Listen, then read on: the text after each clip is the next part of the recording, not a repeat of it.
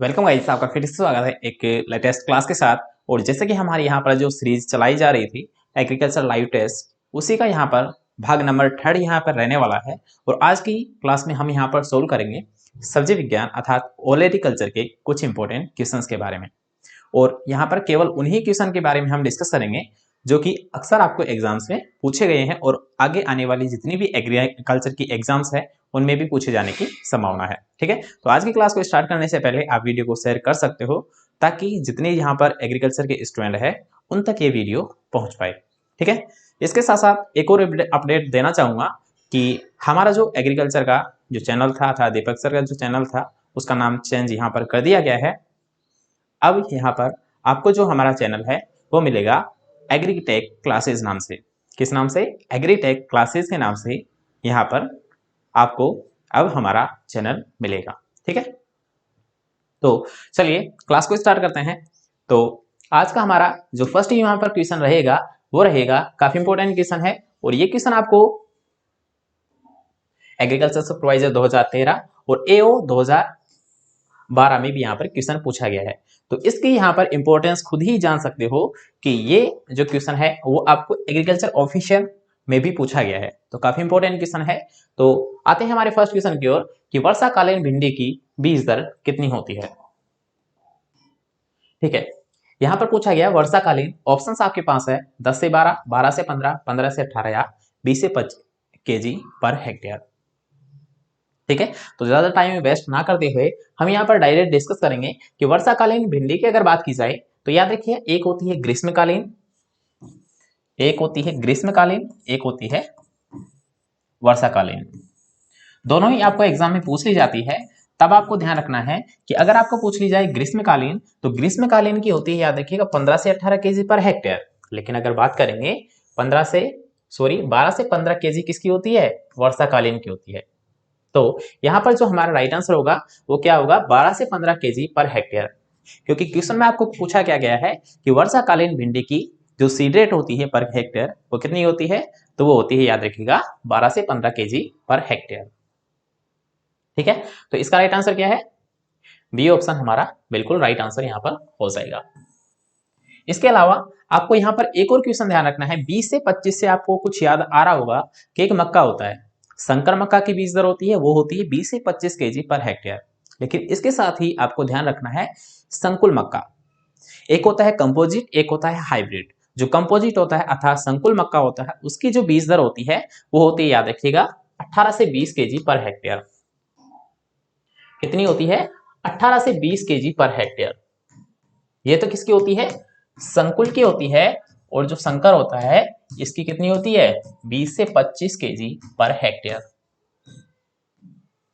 20 से 25 KG per hectare तो किसकी होती है? संकर मक्का की होती है। और 18 से 20 केजी पर हेक्टेयर किसकी होती है? संकुल मक्का की होती है। ठीक है, तो इसको भी ध्यान रखिए, ये भी क्वेश्चन आपको एग्जाम में पूछा जा सकता है। चलते हैं नेक्स्ट क्वेश्चन की ओर, जिसमें आपको पूछा गया है कि हरा मधु और सुगर बेबी, हरा मधु और जो सुगर बेबी है ये किसकी महत्वपूर्ण यहाँ पर वेराइटी है। ऑप्शंस आप यहाँ पर देख सकते हो। तो ऑप्शंस आपके सामने हैं हरा मधु और सुगर बेबी। अर्थात सबसे पहले आपको बतानी है हरा मधु किसकी है, उसके बाद में आपको बताना है सुगर बेबी है ये किसकी वेराइटी है। ठीक है, तो हरा मधु की अगर बात करेंगे तो ये होती है याद रखिए खरबूजे की। किसकी होती है? ये होती है खरबूजे की। और इसके साथ साथ अगर बात करेंगे जो सुगर बेबी है ये किसकी वेराइटी होती है? तो ये होती है तरबूज की। डायरेक्ट इसीलिए आपको बताया गया है ताकि आपका टाइम वेस्ट ज्यादा खराब नहीं हो। ठीक है, ऐसे क्वेश्चन आपको पूछ लिए जाते हैं थोड़ी सी कंफ्यूजन करने के लिए। ठीक है, यहाँ पर अगर आपको एक भी वेराइटी याद होती है, जैसे कि मान लीजिए आपको इसमें केवल मधु याद है, यहाँ पर एक आप याद रख सकते हो जब अगर माइंड में आपको कुछ भी नहीं आता है और अगर आपको देखने को मिलता है वेराइटी के पीछे मधु, तो मधु अक्सर जो वेराइटी होती है वो होती है खरबूजे की होती है। किसकी होती है? खरबूजे की होती है। एक तरह से ये आप ध्यान रख सकते हो। ठीक है, एग्जैक्ट अगर बात करेंगे तो हरा मधु किसकी है? खरबूजे की है। और सुगर बेबी है जो कि काफी इंपॉर्टेंट क्वेश्चन है, याद रखिए कई बार आपको एग्जाम में पूछा गया है ये, तो इसको आप स्टार लगा ले क्योंकि ये क्वेश्चन लगातार आपको एग्जाम में पूछा गया है। और आगे भी पूछा जा सकता है। ये क्वेश्चन आपको डब्ल्यू और एएस जैसी एग्जाम्स में पूछा गया है। ठीक है, चलिए नेक्स्ट क्वेश्चन की यहां पर बात करेंगे, जिसमें आपको पूछा गया है कि आलू में जो हरापन होता है वो किसके कारण होता है। आलू में जो हरापन होता है वो किसके कारण होता है। सबसे पहले याद रखिएगा, आलू में हरापन होता क्यों है ये आपको पता होना चाहिए। तो ये सामान्यतः तब देखने को मिलता है जब क्या होता है, जो आलू का कंद होता है वो क्या होता है, जमीन की सरफेस पे क्या होता है, ऊपर दिखाई देने लगता है, या फिर मिट्टी की जो सरफेस होती है उससे ऊपर आ जाता है। और ऐसी कंडीशन में क्या होता है कि जो सूर्य की किरणें होती है वो डायरेक्ट कंद पर पड़ती है, अर्थात जो ट्यूबर होता है आलू का उस पर डायरेक्ट क्या होती है, टच होती है। तो ऐसी कंडीशन में क्या होता है, जो आलू होता है हमारा वो क्या हो जाता है, हरा यहाँ पर दिखाई देने लगता है। तो ये जो हरापन आता है ये किसके कारण आता है, यहाँ पर यही क्वेश्चन आपको पूछा गया है। तो रीजन आपने जान लिया क्यों होता है, डायरेक्ट सूर्य की किरणें यहाँ पर पड़ने या फिर उससे टच करने के कारण हरापन होता है। और किस पिगमेंट के कारण होती है, याद रखिएगा ये जो पिगमेंट होता है ये होता है सोलिन पिगमेंट के कारण होती है, अर्थात सोलिनिक वर्णक के कारण क्या होता है, आलू में हरापन होता है। लेकिन इसके साथ साथ हम बात करेंगे, जैसे लाइकोपिन होता है, तो लाइकोपिन होता है टमाटर में लाल रंग, कैप्सिसिन क्या होता है, याद रखिएगा मिर्च में तीखापन। मिर्च में याद रखिएगा एक तो पूछा जाता है आपको कलर, एक पूछा जाता है तीखापन।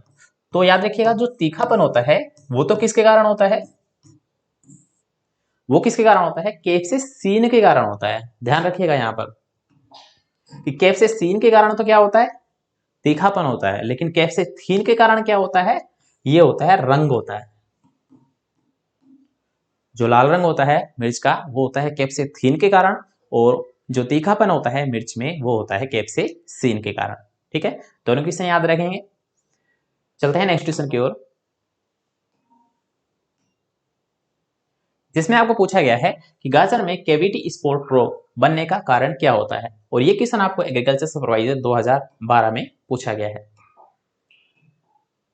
तो जल्दी से यहाँ पर जवाब देना है कि नाइट्रोजन कम अवशोषण या फिर कैल्शियम की अधिकता, फास्फोरस का अधिक अवशोषण या कैल्शियम की कम अवशोषणता, सल्फर व कैल्शियम की अधिकता या फिर फास्फोरस की अधिक व कैल्शियम की अधिकता। ठीक है, यहाँ पर थोड़ा सा करेक्शन करेंगे, यहाँ पर पूछा गया है कैल्शियम की कम अवशोषण। ठीक है, तो यहाँ पर डायरेक्ट हम यहाँ पर बात करेंगे कि जो गाजर में जो कैविटी स्पॉट रोग होता है, काफी इंपॉर्टेंट क्वेश्चन है, इसे स्टार्ट जरूर लगा ले क्योंकि ये एग्जाम में पूछा जा सकता है, काफी इंपॉर्टेंट क्वेश्चन है। ठीक है, तो याद रखिएगा कैविटी स्पॉट का जब भी नाम आए तो केवीटी से ही याद रखना है कैल्शियम, कैविटी ही से ही याद रखना है कैल्शियम की कमी। ठीक है, कुछ भी याद नहीं रहे तो कैविटी से ध्यान रखना है कैल्शियम की कमी। कैल्शियम की कमी से क्या होता है, कैविटी स्पॉट रोग होता है। किसमें होता है, गाजर में देखने को मिलता है। इसके अलावा अब यहाँ पर दो ऑप्शन आपको पूछे गए हैं, तो याद रखिए कैल्शियम की कमी किसमें है, इसमें है, अर्थात याद रखिएगा ये तो सभी को अक्सर याद रहता है कि कैविटी स्पॉट जो रोग होता है वो होता है कैल्शियम की कमी से, लेकिन इसके साथ साथ आपको ध्यान क्या रखना है कि ये फास्फोरस की अधिकता से भी होता है। फास्फोरस की अगर अधिकता हो जाती है तो ये हो जाता है कैविटी स्पॉट, या फिर कैल्शियम की कमी अगर हो जाती है तो भी क्या हो जाता है, कैविटी स्पॉट रोग हो जाता है। तो इसका राइट आंसर क्या है, डी ऑप्शन इसका राइट आंसर है। चलते हैं नेक्स्ट क्वेश्चन की ओर, जिसमें आपको पूछा गया है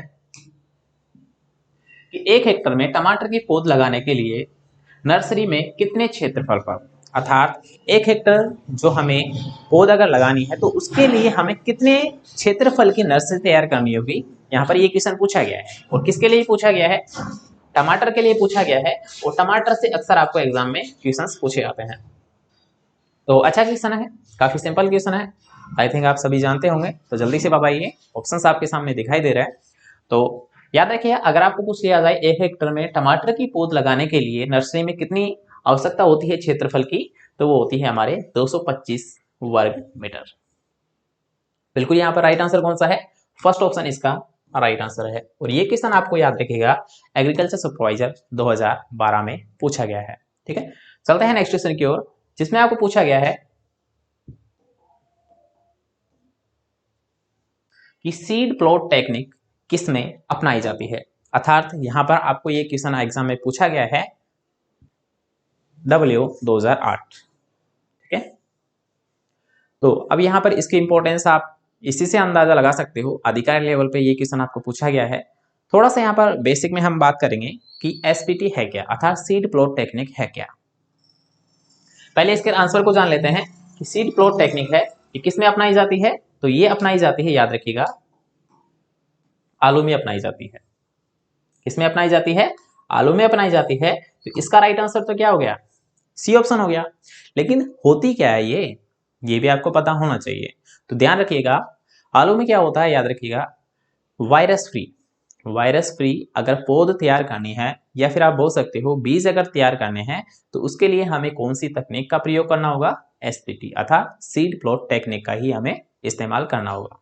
ठीक है, वायरस फ्री पौध तैयार करने के लिए जिस तकनीक का प्रयोग किया जाता है उसी को हम कहते हैं सीड प्लॉट टेक्निक।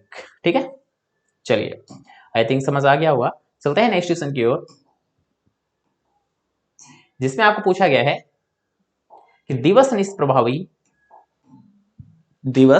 निष्प्रभावी सब्जी फसल कौन सी है? आलू, गाजर, मूली या फिर टमाटर। और ये एग्जाम में क्वेश्चन पूछा गया है, आरएस जैसी एग्जाम्स में आके क्वेश्चन पूछा गया है। ठीक है, तो आपको ध्यान रखना है। या फिर दूसरी अगर बात करें, जैसे कि डे न्यूट्रल प्लांट आप जिसे बोलते हो, डे न्यूट्रल जिसे आप बोलते हो, तो वो प्लांट कौन सा है? आलू, गाजर, मूली या फिर टमाटर।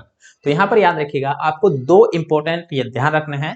दो तो अक्सर आपको एग्जाम में पूछी गई है, अर्थात लगातार आपको एग्जाम में पूछी जाती है। एक तो टमाटर, इसका तो राइट आंसर क्या हो जाएगा? फोर्थ ऑप्शन इसका राइट आंसर हो जाएगा कि टमाटर। ठीक है, लेकिन इसके साथ साथ ध्यान क्या रखना है आपको, एक और इंपॉर्टेंट कि जो याद रखिएगा, कपास होता है, ये भी क्या होता है? डे न्यूट्रल प्लांट होता है। सब्जी फसल के ध्यान रखेंगे तो सबसे ज्यादा इंपॉर्टेंट है टमाटर फसल। लेकिन अगर बात की जाए पौधों में तो या क्रॉप्स में अगर पूछ लिया जाए तो कपास भी क्या होता है, याद रखिएगा, डे न्यूट्रल प्लांट होता है। ठीक है, कपास को भी आपको विशेष तौर पर ध्यान रखना है। चलते हैं नेक्स्ट क्वेश्चन की ओर, जिसमें आपको पूछ लिया गया है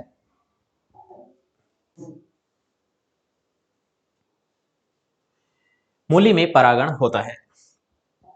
वैसे तो नॉर्मली क्वेश्चन है, लेकिन ये भी एग्जाम में पूछा गया है, एओ और प्री पीजी एग्जाम्स में यहाँ पर पूछा गया है, इसलिए इस क्वेश्चन को यहाँ पर लिया गया है कि मूली में जो परागण होता है वो किसके कारण होता है? अर्थात सेल्फ पोलिनेशन होता है, क्रॉस पोलिनेशन होता है, या फिर ऑफ्टन क्रॉस पोलिनेशन होता है, या फिर इनमें से कोई नहीं। ऑप्शंस आपके सामने हैं, तो ध्यान रखिएगा, जो मूली में होता है, याद रखिएगा, ये होता है क्रॉस पोलिनेशन होता है। कौन सा होता है?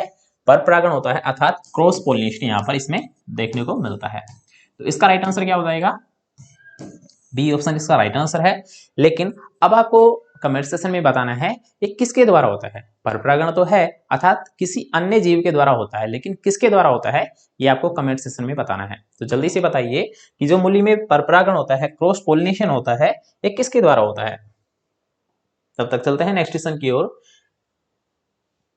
जिसमें आपको पूछा गया है कि इनमें से कौन सी फसल पेड़ी फसल के लिए उपयोगी है। ठीक है, और ये क्वेश्चन आपको स्कूल लेक्चरर में ये क्वेश्चन पूछा गया है 2020 में, अभी जो एग्जाम हुई थी उसमें एक क्वेश्चन पूछा गया है। तो काफी इंपॉर्टेंट क्वेश्चन है कि कौन सी फसल में पेड़ी फसल का तो आप ध्यान रखा ही होगा कि गन्ने में होती है। विशेष तौर पर आपको ध्यान होगा कि सर ये तो गन्ने में अपनाई जाती है, लेकिन यहाँ पर गन्ना तो ऑप्शन में ही नहीं है, प्याज है, बैंगन है, टमाटर है, लौकी है, गन्ना यहाँ पर ऑप्शन में ही नहीं है। तो इस कंडीशन में आपका राइट आंसर क्या होगा ये आपको यहाँ पर बताना है। तो यहाँ पर आप ऑप्शंस देख सकते हो, तो इसका जो राइट आंसर होगा वो यहाँ पर रहेगा बैंगन फसल। ठीक है, क्या याद रखिएगा कि जो पेड़ी फसल है ये गन्ने के साथ साथ बैंगन में भी यहाँ पर यूज की जाती है। सबसे पहले आपको पता होना चाहिए पेड़ी फसल होती क्या होती है। ठीक है, तो इसमें क्या होता है, पेड़ी की फसल में जो हमारी मुख्य फसल होती है उसी को हम क्या करते हैं, याद रखिए, स्टेम से हार्वेस्ट कर लेते हैं। ठीक है, क्या करते हैं, हम उसे हार्वेस्ट कर लेते हैं। लेकिन ये जो स्टेम बच जाता है, ये नीचे वाला जो स्टेम बच जाता है, इसी से हम क्या करते हैं, एक न्यू फसल ले लेते हैं। अर्थात दोबारा से प्रोडक्शन अगर इसी इस टाइम से ले लिया जाए, इसी तने से अगर दोबारा से प्रोडक्शन ले लिया जाए तो इसी पद्धति को क्या कहते हैं, पेड़ी की फसल लेना कहते हैं। अर्थात मुख्य फसल की तने से कटाई करके उसी तने से दोबारा फसल लेना ही क्या कहलाता है, पेड़ी की फसल कहलाता है। और पेड़ी की फसल मुख्यतः गन्ने में अपनाई जाती है, लेकिन इसके साथ साथ बैंगन में भी ये क्रिया देखने को मिलती है। ठीक है, तो इसका राइट आंसर क्या है, बी ऑप्शन अर्थात बैंगन। ठीक है, चलते हैं नेक्स्ट ट्यूशन की ओर, जो कि लास्ट ट्यूशन हमारा रहने वाला है आज का।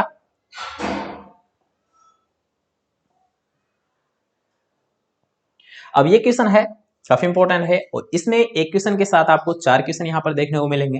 ठीक है, मिलान कीजिए वाला यहाँ पर क्वेश्चन लिया गया है, ताकि आपको एक क्वेश्चन के साथ 4 क्वेश्चन यहाँ पर देखने को मिले। ठीक है, एक साइड है प्रजाति अर्थात वेराइटीज है, एक साइड इनकी फसल यहाँ पर लिखी है। ठीक है, तो आपको बताना है कि पूसा मुक्ता किसकी होती है। तो यहाँ पर ध्यान रखना है कि जो पूसा मुक्ता वेराइटी होती है ये होती है पत्ता गोभी की होती है। इसके अलावा अगर बात करते हैं रूबी, तो रूबी तो किसकी वेराइटी होती है, अनार की वेराइटी होती है। इसके अलावा हिसार ललित है, अभी तो आपको एग्जाम में पूछा गया था सुपरवाइजर 2021 में, हिसार ललित किसकी वेराइटी है, तो टमाटर की वेराइटी है। और इसके अलावा अगर बात करते हैं हम पूसा यमदाग्नि, काफी इंपॉर्टेंट वेराइटी है, तो पूसा यमदाग्नि होती है यहाँ पर हमारी गाजर की वेराइटी होती है। तो इसका राइट आंसर क्या है कि पूसा मुक्ता है पत्ता गोभी की, बी। रूबी है अनार की अर्थात डी। हिसार ललित है टमाटर की अर्थात सी। और पूसा यमदाग्नि है गाजर की अर्थात ए। या फिर दोबारा तरीके से आप ऐसे समझ सकते हो कि पूसा मुक्ता पत्ता गोभी, रूबी अनार, हिसार ललित टमाटर और पूसा यमदाग्नि गाजर की एक महत्वपूर्ण वेराइटी है। ठीक है, तो आई थिंक यहाँ पर कुछ क्वेश्चंस करवाए गए थे जो कि आपको काफी पसंद आए होंगे, और काफी इंपॉर्टेंट यहाँ पर ये क्वेश्चंस थे। ठीक है, तो आज की क्लास को बस यहीं पर हम विराम देंगे, बाकी मिलते हैं नेक्स्ट सेशन के साथ। आपको क्लास कैसी लगी, क्वेश्चंस को यहाँ पर इंक्रीज कर दिया जाएगा कुछ टाइम में, कुछ कंडीशंस की वजह से यहाँ पर जो क्वेश्चंस है वो कम लिए जा रहे हैं, ताकि आपको कम टाइम में अच्छे से अच्छे क्वेश्चंस यहाँ पर प्रोवाइड करवा दिए जाएंगे। ठीक है, तो चलिए मिलते हैं नेक्स्ट क्लास के साथ, तब तक लिए बने रहिए एग्रीटेक क्लासेस और दीपक सर के साथ। ठीक है, बाय बाय, टेक केयर।